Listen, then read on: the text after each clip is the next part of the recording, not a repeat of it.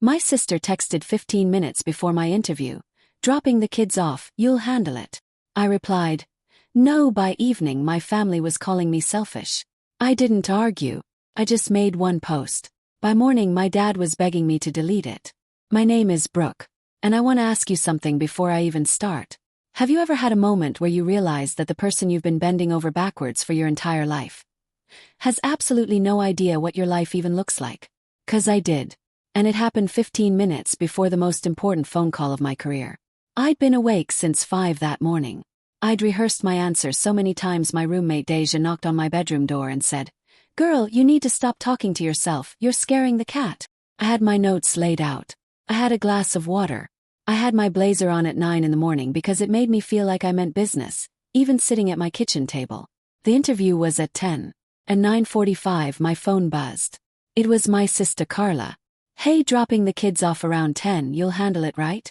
Troy's working and I have that thing." That thing. That's what she wrote. That thing. Not what the thing was. Not a please. Not a heads up from the night before.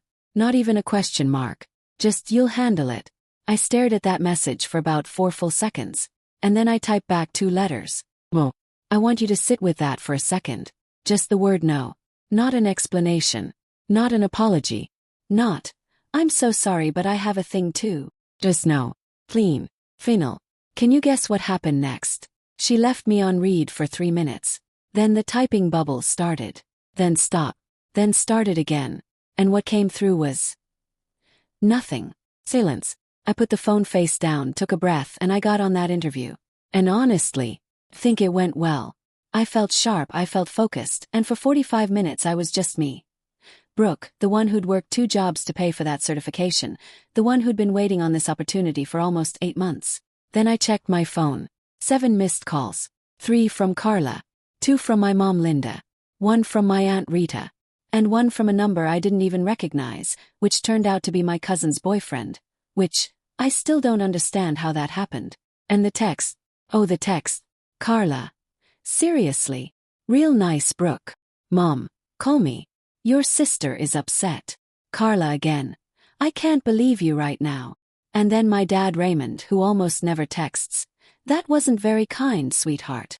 That wasn't very kind." I read that one twice.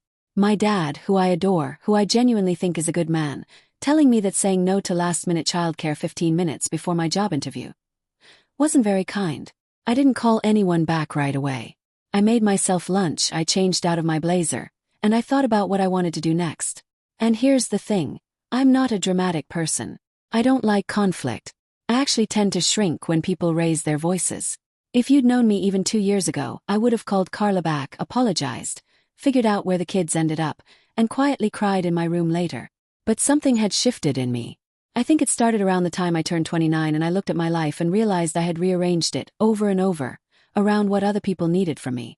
And I was tired. So I didn't call. I didn't explain myself.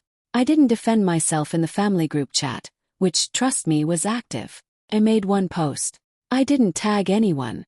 I didn't name anyone. Just shared something true. And by morning my dad was calling me, not to check in, not to say good morning, but to ask me very quietly to please take it down. What did I post? I'll tell you. But first, do you think I was wrong for saying no? I genuinely want to know what you think. Drop it in the comments because I've heard every version of that question from every member of my family, and I'm still not sure they understand my answer. What I can tell you is that the post wasn't an attack. It wasn't cruel. It was just the truth. And sometimes the truth, laid out plainly where people can read it at 7 in the morning with their coffee, hits different. My family was about to find out just how much I'd been holding quietly for years. And they weren't ready for it. Honestly. Neither was I. Not for what came after. If this is already hitting close to home for you, you're not alone. Stay with me. So let me tell you what I posted. It wasn't long. I'm not a long post person. I don't write essays on social media. I think most people scroll past those anyway. What I wrote was maybe 8 sentences. But they were the right 8 sentences. I said something like, friendly reminder that no is a complete sentence. That people who love you should know the basic outline of your life. That asking someone to drop everything with 15 minutes notice isn't a favor. It's an assumption. And that the person who says no isn't selfish. The system that trained her to always say yes is. That was it. No names, no details, just that. By 6 the next morning it had been shared 40-something times by people I didn't even know. And apparently someone in my family, I still don't know who, though I have my suspicions, and her name is Rita, screenshot it and sent it to the family group chat with the caption, "Is this about us?" Which, I mean, come on Rita. My dad Raymond called at 7 I know because I looked at my phone, saw his name and just held it in my hand for a moment. My dad and I are close. Genuinely close. He taught me to change a tire. He came to every single one of my college orientation events, even though there were 3 of them and they were all boring. And when my last relationship ended badly, he drove 4 hours just to take me to dinner and not say much. I love him. Which is exactly why hearing the strain in his voice hurt. "Brooke, honey. Can you take it down? Not, are you okay? Not what happened yesterday. Just take it down." Asked him why. He said, "Your mother is upset. Carla is upset. It feels like you're putting family business on the internet." And I said, "Dad, I didn't mention anyone by name." And he said, "And I want you to really hear this," he said, "You didn't have to." Which is interesting, right? Because what that told me was that every person who read that post and felt called out knew exactly why they felt called out. I didn't have to name anyone because they recognized themselves. And instead of sitting with that recognition and maybe asking themselves some questions, their first instinct was to call me and ask me to make it disappear. Does that frustrate you? Because it frustrated me enormously. I told my dad I'd think about it. That was the most I could give him right then. Then Carla called. I let it ring. She called again. I let it ring again. The 3rd time I picked up, and before I could even say hello, she said, "I hope you're happy." Now, I want to be honest with you here because I think honesty is the whole point of why I'm even telling this story. My first instinct in that moment was to go cold. To match her energy. To say something sharp and hang up. But I didn't. I actually just asked her a question. I said, "Carla, do you know what I was doing at 10 o'clock yesterday morning?" Silence. "I had a job interview," I said. "I've been preparing for it for weeks. I mentioned it to Mom. I mentioned it to you actually, 2 Sundays ago at dinner. Do you remember?" More silence. Here's what I knew and what I think you've probably already figured out. Carla didn't remember. Not because she's a bad person exactly, but because she hadn't been listening. And she hadn't been listening because on some level, she decided a long time ago that my schedule was the flexible one. That I was the one without the real obligations. Because I didn't have kids. Because I worked remotely. Because I was, in the family's quiet, unspoken ranking of priorities, the one with the most room to give. And the wildest part, I had let that happen. I had been so agreeable for so long, that I'd essentially handed them the rulebook. So when I finally didn't follow it, just once, the whole system short-circuited. Carla didn't apologize on that call. She did that thing where she got quieter and quieter and then said she had to go. And I sat there afterward with my phone in my lap, feeling something I didn't entirely expect. Not satisfaction exactly. More like grief. Like I was mourning a version of my family I'd always hoped existed but was starting to think maybe never did. My one steady voice through all of this, I should tell you, was my grandmother Nora. She's 74, she's sharp as a tack, and she called me that same afternoon. Not to tell me to take down the post. Not to mediate. She called and she said, "I saw what you wrote. I shared it." I burst out laughing. I couldn't help it. "Grandma, you shared it." "I shared it," she said. "Because it's true. And because I've watched you say yes to that family for years when you should have been saying yes to yourself. I needed that more than I knew. Sometimes one person who just gets it, fully without conditions, is enough to keep you standing. But my family wasn't done with me yet. Not even close. Over the next 2 days, something started happening that I hadn't anticipated at all. And honestly, looking back, I probably should have seen it coming, but I didn't, and what I did in response was, well, let's just say not my most graceful moment. But I don't regret it. Not one bit. Are you still with me? Because this is where it gets really interesting, and a little bit messy. Okay, I need to be upfront about something. I am not the perfectly composed person I may have made myself sound like. I aspire to be her. My grandmother Nora thinks I am her, and I'd like to keep it that way. But 2 days into the family fallout, I did something a little unhinged. Not illegal. Not cruel. Just unhinged. Here's the context you need first. Growing up, I was always the one who showed up. When Carla started dating Troy, I helped her move. When she had her first kid, I took 2 weeks off work to help her adjust. When she had her second, I drove 40 minutes each way twice a week for a month. I'm not saying that for applause. I'm saying it so you understand that the assumption Carla made, that I'd just handle it, wasn't born in a single text message. It was built over years. With my own participation. I basically handed them the rulebook and then got upset when they used it. So 2 days after the post, around 10:30 at night, fueled by chamomile tea and what I can only call chaos energy, I went through my camera roll. Years of family photos. And in almost every single one, there I am. Carrying the folding table at Thanksgiving. Assembling the birthday cake. Standing in a hospital parking lot at midnight holding a bag of Carla's things because Troy had forgotten them. I made a slideshow. Gentle background music. No words. Just the pictures. And I posted it. My friend Deja called within 20 minutes. "Brooke, what are you doing?" "Documenting history," I said. "You're being petty. I prefer thorough.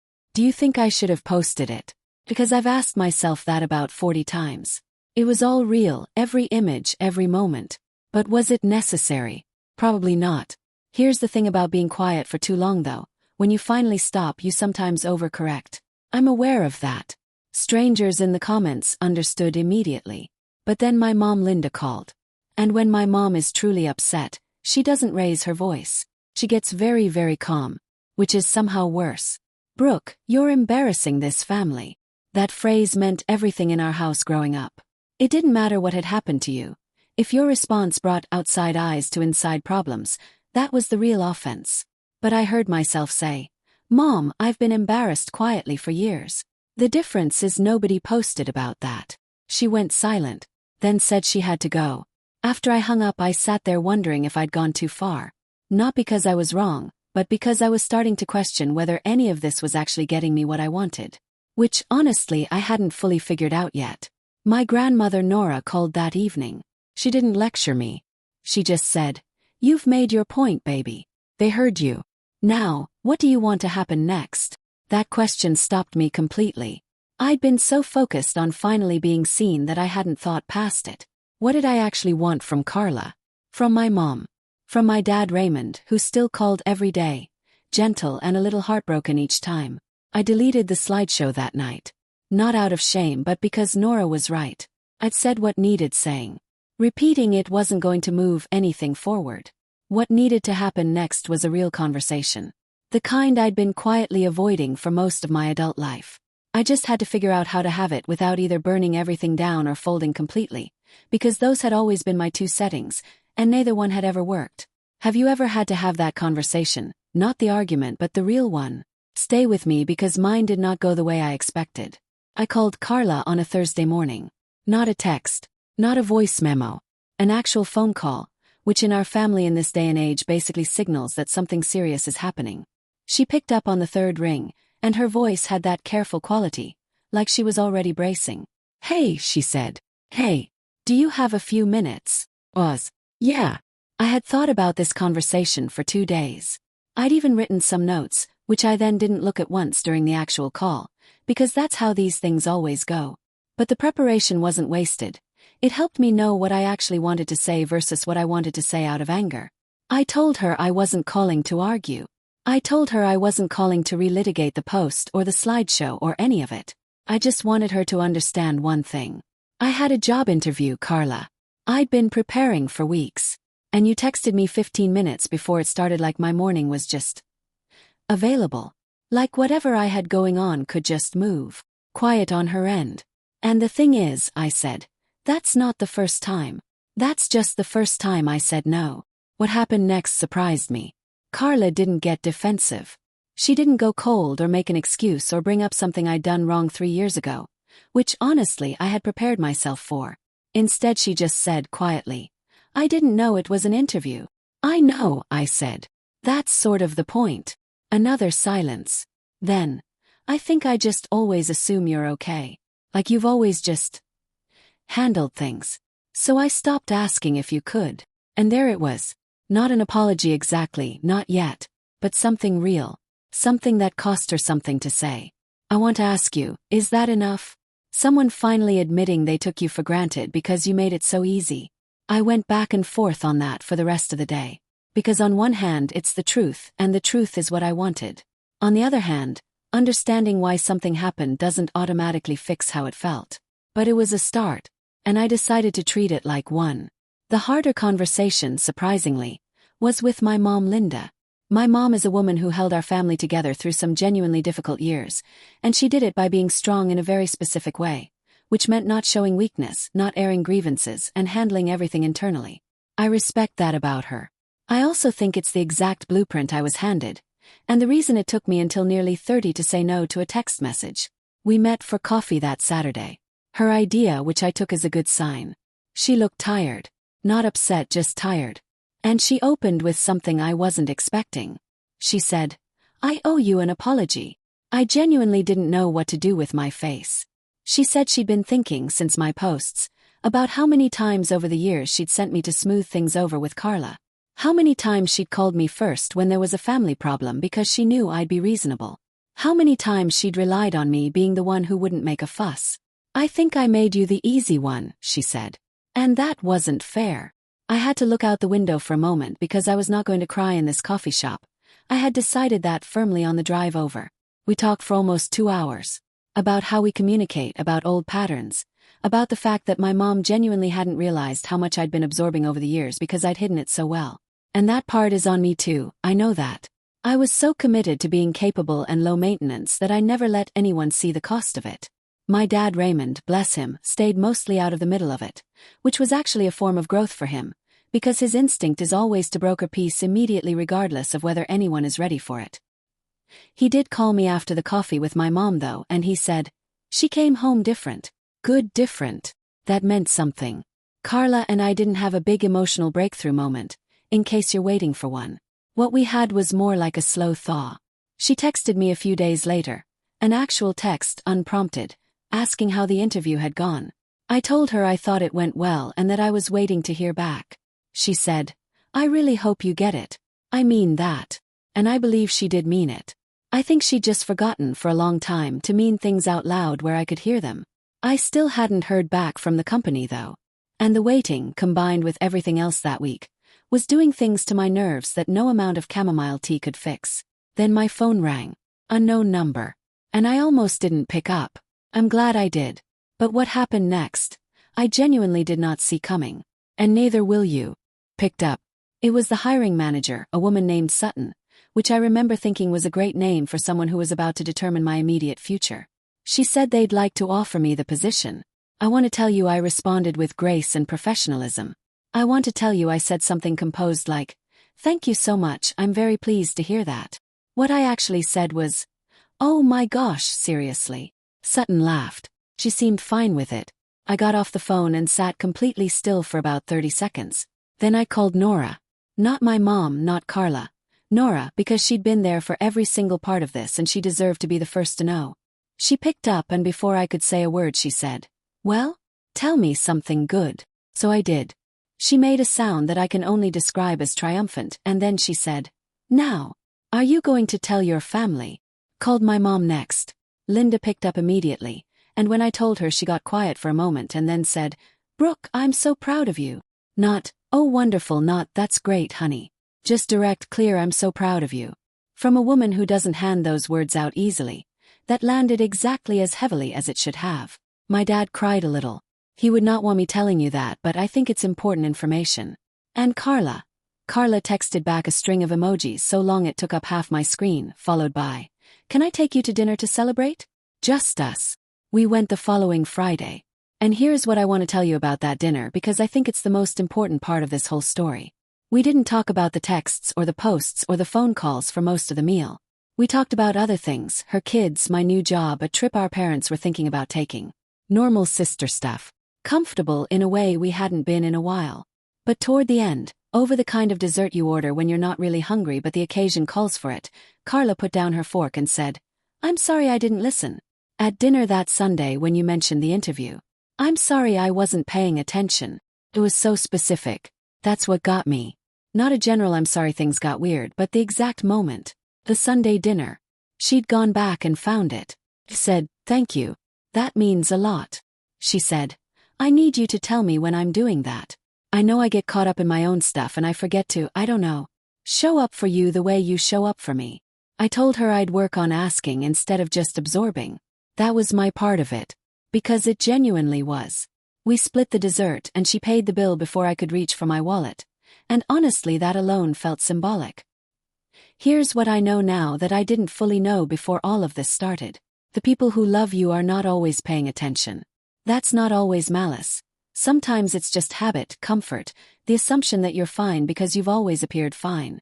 And the quiet ones, the capable ones, the ones who say yes without being asked, they carry things that nobody sees because they've gotten very good at carrying things invisibly. I spent years being that person. And I think some part of me believed that if I stopped, if I said no, if I finally let some of it show, they would love me less. They didn't. If anything, they started seeing me more clearly. And being seen, even when it's uncomfortable, even when it requires some mess to get there, that's worth more than being easy. Got the job. Have my family. And I have a new rule for myself, which is simple.